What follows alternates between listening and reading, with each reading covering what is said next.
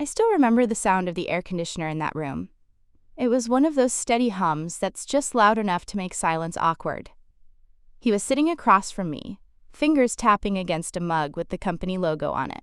I was still holding my phone when he said it, that I had to shut down my OnlyFans, or he'd have no choice but to reevaluate my position here. And I think I laughed first. A dry, nervous kind of laugh that comes out when your body hasn't caught up with the situation yet. He didn't smile back. He just looked at me the way people look at a cracked phone screen, like they're not sure if it's worth fixing. And I remember trying to find words that didn't sound defensive. I told him I never mentioned the company. I never used my real name. It was something I did to stay afloat after grad school. Rent, student loans, medical bills. I thought honesty might buy me a little humanity. NNHE just sighed. He said something about company image and personal accountability, then added that he was doing this for my own good. That phrase still makes my stomach twist. He made it sound like a favor, like saving me from myself. When I left the office, I couldn't feel my hands. They were shaking too much. I sat in my car for a while, just staring at the steering wheel, watching my reflection in the windshield. I kept hearing his voice in my head. For your own good. I wish I could say that was the first time he'd said something like that. But the truth is, it had been building for months. The little comments, the patronizing jokes, the way his eyes lingered on me longer than they should have during meetings. Once he told me I was too pretty to be hiding behind spreadsheets. Everyone laughed, and I did too, because that's what you do. You laugh so you don't look difficult. NNTHE irony was, I actually liked my job. I was finally doing something stable, using my degree, paying off debt. I thought I'd finally stopped living in survival mode. But sitting there in that car, I realized how fragile that sense of security really was.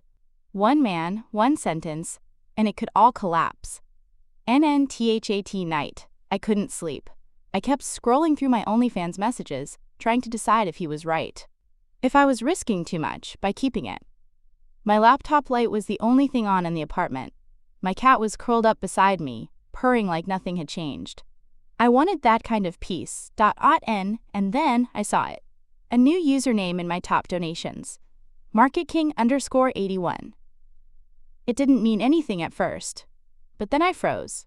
That's the same name he used for our company's Slack handle, the one he bragged about being his personal brand, $12,000. That's how much the account had spent. On me, my content, my photos, my words.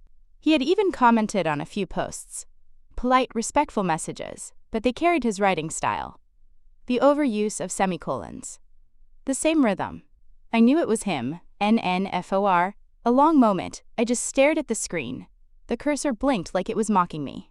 I thought my heart might actually stop. It was the kind of silence that doesn't feel empty. It feels charged. And in that silence, something in me shifted. It wasn't rage. Not yet. It was disbelief. Disbelief that someone could threaten your livelihood in daylight and secretly fund it at night. Disbelief that he thought I'd never find out. And I saved the screenshots, every message, every transaction. I didn't know what I was going to do with them yet. But for the first time that day, my hand stopped shaking. The next morning, the office felt colder than usual. Maybe it was just me. Every sound, the clack of keyboards, the hiss of the espresso machine felt sharper.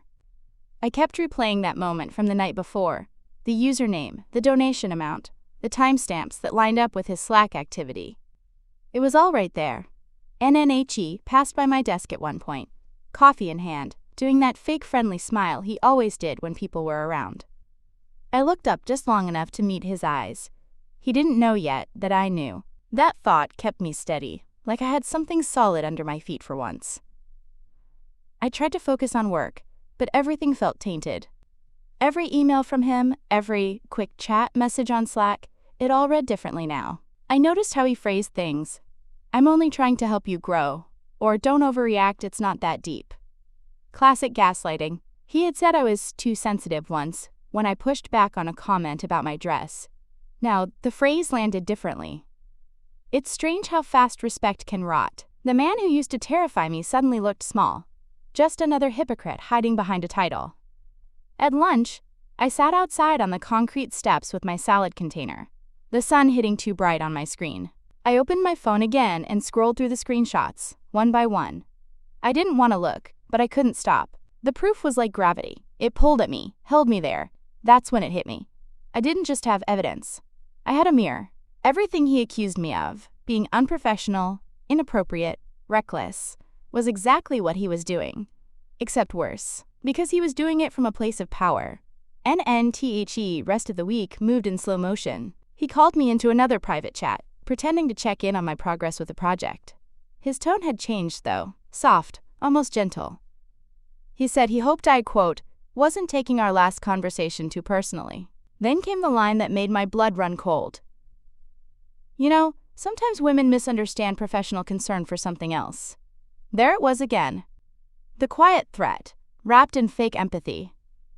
I nodded through it because I'd already made my decision.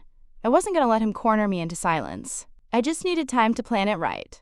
NNTHAT night, I opened a new folder on my desktop, corporate_ethics. I started organizing everything, screenshots, payment confirmations, even archived links. I added timestamps, file names, notes. I wanted it airtight. I didn't sleep much that week. My brain kept running through what-ifs. What if HR didn't believe me? What if this backfired and I lost everything anyway? But there was also this growing sense of calm, like I was finally driving my own story again. On Friday, the office had that end-of-week buzz. People were planning happy hour, the usual work hard, play hard talk echoing around the room. He stood by the espresso machine, charming as ever, laughing too loud. I watched him for a while. It felt like watching a movie I'd already seen, knowing exactly how it ends. After everyone left, I stayed late under the fluorescent lights. I drafted an email to HR. It wasn't dramatic, just factual. I attached the folder, wrote a short paragraph explaining that I wanted to report misconduct, and clicked send. My finger hovered for half a second before pressing. Then it was gone. NNTHE screen went blank for a moment. Then the sent notification popped up. That tiny sound, the whoosh of an email leaving, felt louder than anything else in the room. When I finally stepped outside, the night air hit me like something real. I stood there, breathing it in, realizing I wasn't scared anymore. Not exactly. Just awake and in, because I knew what would happen next. Maybe not how or when, but I knew the truth always finds its way out. And this time, I had the receipts. Monday morning felt different. The office was unusually quiet, like everyone had collectively decided to lower their volume. No one looked at me directly, but I could feel the static in the air, the kind that comes before a storm. NNHE wasn't there. His office light was off, blinds closed. A part of me thought maybe I was imagining things, that HR hadn't even opened the email yet. But by noon, word spread fast. An internal matter had come up, and he'd taken a personal leave of absence. People love to pretend they're not curious. But the whispers were everywhere. Did something happen? Do you think it's about that meeting last week? Someone even joked. Maybe HR finally got tired of his coffee breath micromanaging. I didn't say a word. NNTHAT afternoon, HR called me in. The woman who met me looked tired. The kind of tired that comes from dealing with too many secrets. She thanked me for coming forward, said the company takes all allegations seriously. She asked for clarification on a few timestamps, then confirmed they had already begun an investigation. She didn't need to say it. I could tell they'd found enough on their own. When I got back to my desk, his mug was still sitting there. The one with the company logo, half filled with old coffee. It had that faint smell of sour milk. Nobody had moved it. I couldn't look away. Later that week, an email went out from corporate. Leadership change effective immediately. That's all it said. No explanation, no farewell note. Just gone. It's strange how fast people adjust. His nameplate was removed the next day, his parking spot reassigned by Friday. Within a week, it was like he'd never existed. Except for me. For me, he was still everywhere. In the elevator reflection, in the Slack threads where his messages lingered like ghosts. NNBUT. Here's the thing, I didn't feel triumphant. Not at first. What I felt was exhausted. Empty. Like I'd been holding my breath for months and didn't know how to breathe normally anymore. NNTHEHR team said it would remain confidential. For both parties, privacy, they said. I knew what that meant. They'd protect him even as they erased him. That's how these things work. The powerful leave quietly. The rest of us carry the noise.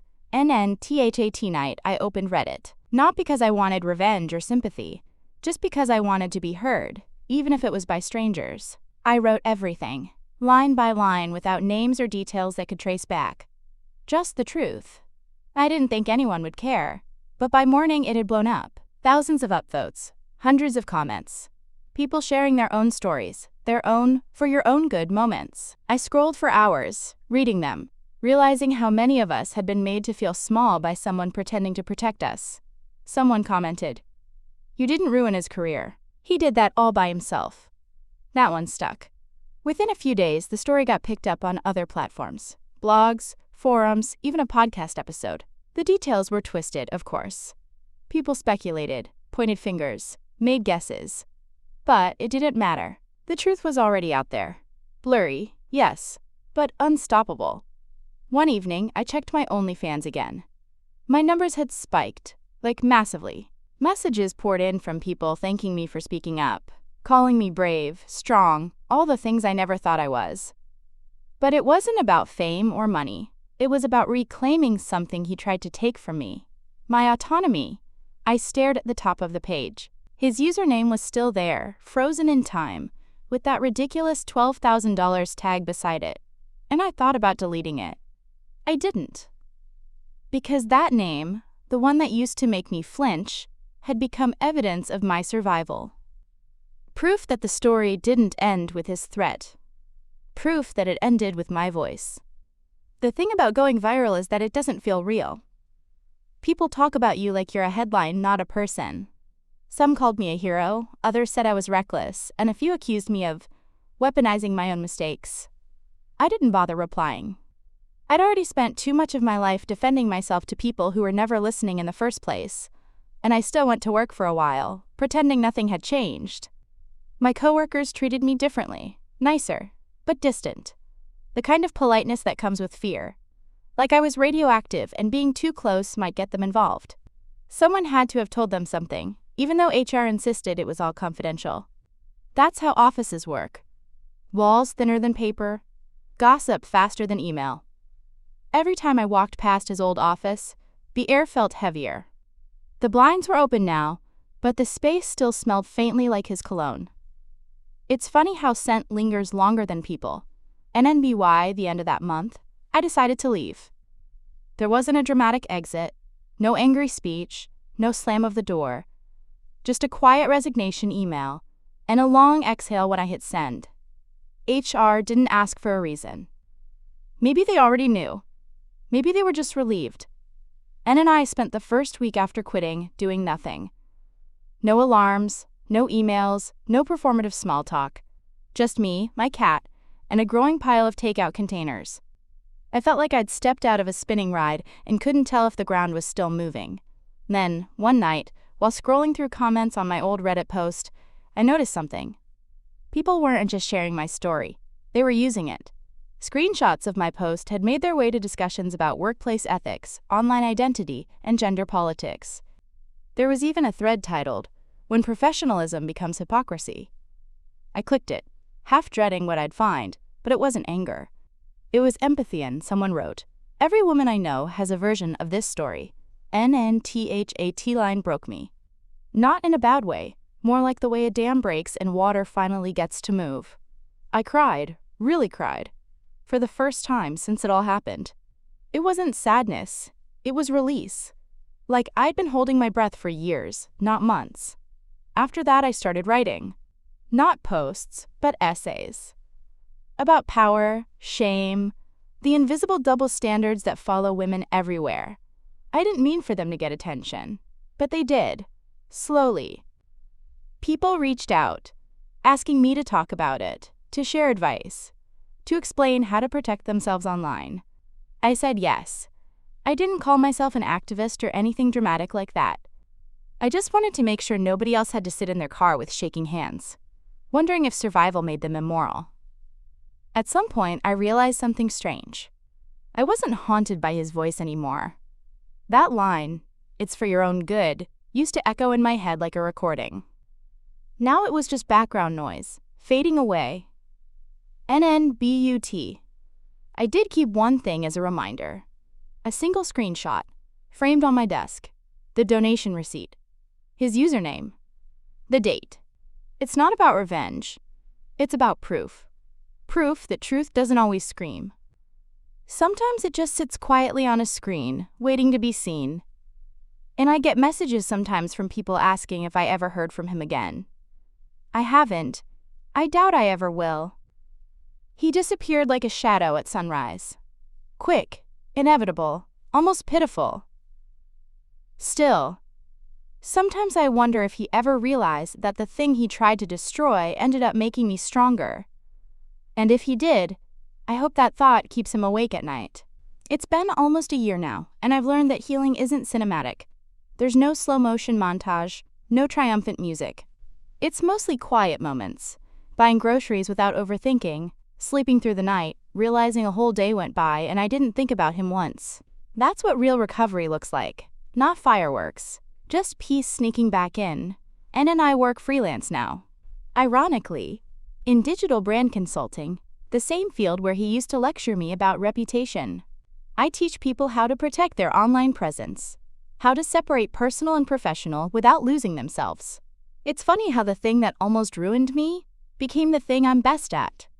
Sometimes when I'm on a Zoom call with a client, I catch my reflection in the little corner box. Steady, focused, older somehow. Not in years, but in clarity. I see someone who finally learned that silence is a privilege, and speaking up is a skill. And I still have the Reddit post saved on my phone.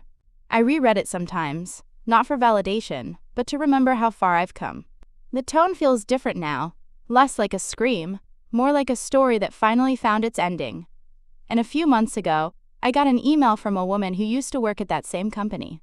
She said HR had quietly implemented new training programs about quote, digital ethics and harassment prevention. No one mentioned names, but she said everyone knew what had sparked it. I read that email 3 times, smiling to myself. It wasn't about vengeance anymore. It was about consequence. The kind that lingers longer than any scandal. People still ask if I regret posting about it, if it was worth it. And I get why they ask. I lost a stable job, a sense of anonymity, and a version of myself that used to trust authority. But I gained something bigger. Perspective. Freedom. The ability to stand in a room and not shrink. Sometimes I'll get a DM from someone starting with, "I know you probably won't read this, but..." And then they tell me their story. Some are messy, some are raw, some are heartbreaking, but all of them end the same way, with gratitude that someone went first. And I always write back. Always. Because I remember what it felt like to think no one would understand. NNTHE framed screenshot still sits on my desk. It's become this strange symbol of equilibrium. Not revenge, not bitterness. Just balance. The proof that people reveal themselves eventually, that hypocrisy can't stay hidden forever. It's not a threat anymore. It's a souvenir. Every once in a while, I think about that day in his office. The mug, the air conditioner, the way his voice tried to sound kind while taking something from me. If I could go back and talk to that version of myself, the girl sitting there, terrified and trying not to cry, I'd tell her this: "You're not the problem. You're the story he can't control." NNTHAT line has become my quiet mantra. It helps on bad days, when self-doubt sneaks in. Because the truth is, there's no perfect way to stand up for yourself. There's just the choice to stop shrinking. The choice to stop apologizing for existing on your own terms. NNTHE internet moves on fast, but sometimes it leaves behind echoes. Little reminders that what happened mattered. That's enough for me. Last week, I walked past a coffee shop downtown and saw a man sitting by the window with the same brand of mug he used to have. For a second, my chest tightened. The body remembers even when the mind forgives. But then I exhaled, smiled, and kept walking. And I'm not that girl anymore. And maybe that's the quietest kind of victory there is. Would you have done what I did, or would you have kept your silence?